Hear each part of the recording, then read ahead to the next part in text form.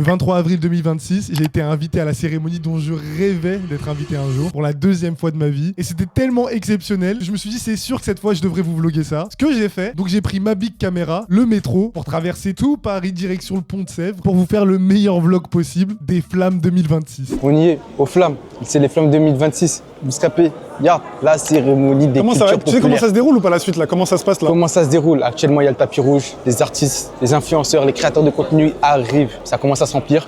Comme vous avez vu, tu leur as montré, j'espère, le public, il y en a beaucoup. Il y a beaucoup de gens qui sont attendus. Je ne sais plus, je crois, 2000, 5000 personnes. Pourquoi?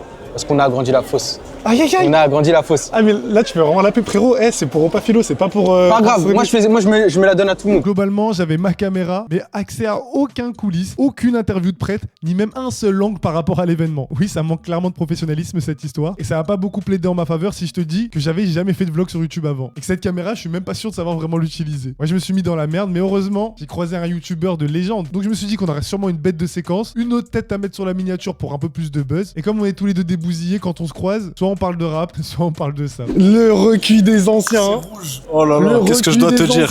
Tu veux m'interviewer? Dis-moi tout. Pourquoi tu me fais des signes de gang, toi? Tu veux qu'on te marbre? Franchement, il est bien habillé, hein. Ouais, le mien. Ouais, tu connais, en fait, là, j'ai juré, j'ai pas pris de risque. J'ai vu que j'allais pas être sur le tapis rouge, j'ai pas assumé niveau budget, voilà, faut dire la vérité. Ça se trouve, j'ai l'étiquette dans mon dos. Mais on sait pas. Peut-être, ça se trouve, demain, je vais aller chez Printemps, je vais rendre. Après, bon. T'habilles pour combien là? 400 €. 400 € la veste. Non, c'est une... Non. Zama, je me suis fait baiser là, c'est quoi ça? Il y a des mecs comme tu sais qu'il y a des tontons au PMI qui ont la même outfit hein. Ça là, c'est grâce au monsieur à ma droite. C'est grâce au monsieur à ma droite qui fait des. Il est dans l'horlogerie. C'est français. C'est français, c'est tout ce qui compte. Explique, c'est quoi, comment ça? Horloger? Filme son poignet. C'est tout ce qui. Aïe, T'as aïe, vu? aïe, aïe. Ça sert à rien de lui parler. Mais Lui parle pas juste. des morceaux de rap ça. T'as besoin de deux gars. Dans le noir. Ouais. Non mais ça se voit.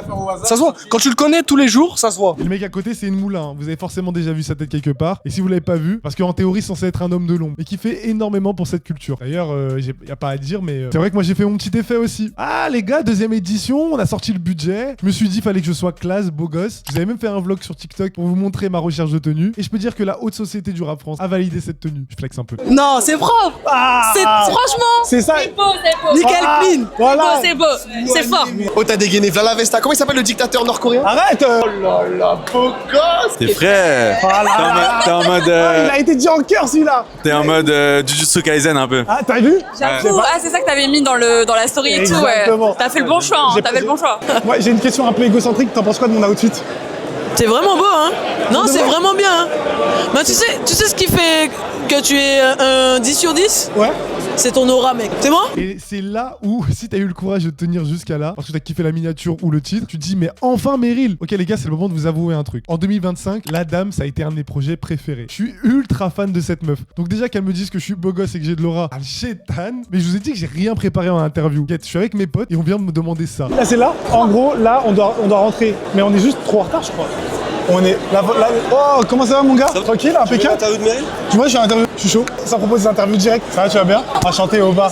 Et ça s'est fait en incongru de foot. Mon gars, il m'a dit, est-ce que tu vas interviewer Meryl? J'ai dit oui. Évidemment, qui n'est pas fan de Meryl? Mais les gars, comment je suis censé refuser ça? Je suis qui moi pour dire non à Meryl? J'avais tellement de sujets à lui poser. J'avais même le seum que ce soit une interview en vite fait chat dans les couloirs. Donc évidemment, j'avais plein de trucs à lui dire, surtout de son run de 2025. Et je crois qu'elle a bien kiffé notre interaction. Est-ce qu'on peut parler de ton run cette année? Mais t'es trop fort. Parlons-en, c'est incroyable. Mais quelle star tu es? Je suis assez d'accord avec toi, tu sais. Je me rappelle plus. Je sais pas, c'est. Un ou deux? Deux, je crois. Ah, c'était deux. Exceptionnel. Yes. De Bercy, en pagaille. Yes.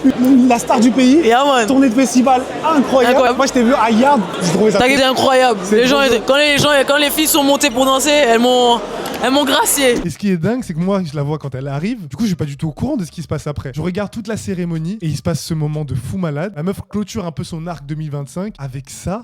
Je suis obligée de le dire en créole. Ça qu'a fait moins plaisir, mais Meryl et Eva Coco Chanel.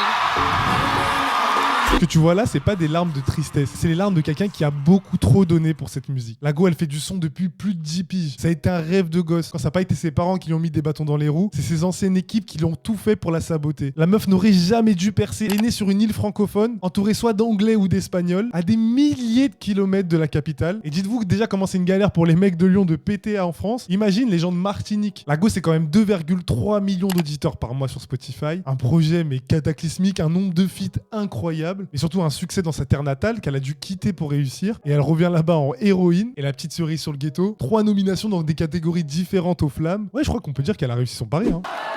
Je suis désolé, je suis vraiment ému parce que je me suis battu beaucoup. Merci à vous public, merci.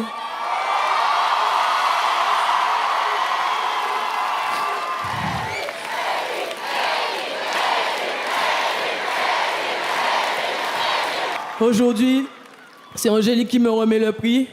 Il y a quelques années, c'était Eusanne Palsy. Et j'aimerais dire à Eusanne Palsy, l'esprit Siméon n'est pas... Et on continue à se battre et à faire vivre l'esprit Siméon encore aujourd'hui. Alors big up les Antilles, big up Kassav, big up tout le monde. Merci beaucoup. Et ça, on l'a abordé, le parcours a été semé d'embûches. Rien n'a été facile pour elle. C'est pour ça qu'en regardant les rushs du vlog que je devais faire, je me suis dit que le sujet, c'était pas moi aux Flammes, mais c'était à quel point les Flammes, c'est utile pour les artistes. On l'a dit, la Martinique, c'est un territoire très particulier. Déjà parce que c'est en théorie français, mais l'histoire derrière tout ça, elle est bien relou, que le territoire est totalement délaissé par l'État. C'est un truc un peu commun à toutes ces îles. Ces gens-là ont utilisé leur musique, leur culture, comme un fer de lance politique. Là où pour certains, c'était juste du divertissement et des fêtes, quand c'était pas carrément négligé ou moqué, toutes ces musiques caribéennes, c'était des expressions de lutte. C'était la construction d'une identité parallèle. Un truc propre à eux, comme le créole, qui s'est construit par la spécificité de ce territoire, qui aurait jamais pu exister dans un autre contexte. Donc tu te doutes bien que c'est pas à Énergie ou aux Victoires de la musique qu'on va féliciter ce genre de musique alternative. Et là, t'as les Flammes, qui depuis 4 ans célèbrent toutes ces cultures, et qui offrent à des artistes comme Meryl l'occasion de pouvoir fêter leur succès. Et attention, hein, je prétendrai jamais que Meryl a eu besoin des Flammes pour quoi que ce soit, mais je crois que c'est nous qui avons besoin de ce genre d'événement pour se rendre compte de l'impact de ce genre d'artiste. Évidemment qu'on n'est jamais content des gagnants ou des prestations. Mais moi, une soirée où je vois RN Boy, jeune rookie qui a tout arraché en 2025, faire chanter toute une salle. Pas longtemps avant un hommage poignant de Driver, légende du rap français, à Calbo, une autre légende du rap français décédée cette année. Georgia Smith, immense star internationale, qui remet un prix à la future grande star internationale qui est Théodora. Bah, moi, ça, c'est ma culture. C'est là où je me sens à ma place. Les Flammes sont terminées. Je suis avec mon ami Alexis DLV. La caméra est hyper lourde. Je suis défoncé de fatigue, mais j'ai passé un excellent moment. Et je trouve que pour finir ce vlog, c'est exceptionnel de dire que nous sommes actuellement au quartier des Ponts de Sèvres. Le mythique du rap français, et tous ceux qui regardent cette vidéo sont bien au courant. Alexis va me citer 3 rappeurs du Pont de Sèvres, et s'il n'y arrive pas... Ah ouais, 3 c'est chef. Pour ma défense, j'écoute la musique. Je lis pas les fiches Wikipédia, tu vois. Je suis pas un mec de Wikipédia, tu vois, si je suis très honnête avec toi. Vous savez pourquoi j'ai envie de finir sur ça? Parce que ce quartier, pour moi, il a été marquant pour plein de raisons. Mais il y a surtout eu un avant et un après Pont de Sèvres dans le rap français. Les mecs qui sont nés, qui ont poussé ici, qui ont commencé à rapper la vie de ce quartier, ont changé le rap français. Et je pense pas que sans le Pont de Sèvres, on aurait eu les Flammes. Et le fait que ça se passe à côté, symboliquement, c'est trop fort. Je sais pas si ça a été réfléchi comme ça, mais en tout cas, ça me fait kiffer. Moi, c'est dans tout ce contexte que je me sens bien, à ma place carrément. Donc j'espère que je serai invité aussi l'année prochaine pour y voir Meryl gagner encore plus de prix. En attendant, pendant 1 an sur cette chaîne, on va continuer à parler de musique, mais aussi et surtout de l'impact qu'on peut avoir sur nos sociétés. Je te laisse t'abonner et laisser un commentaire pour me dire ce que t'en as pensé. On s'attrape à bientôt. Bisous.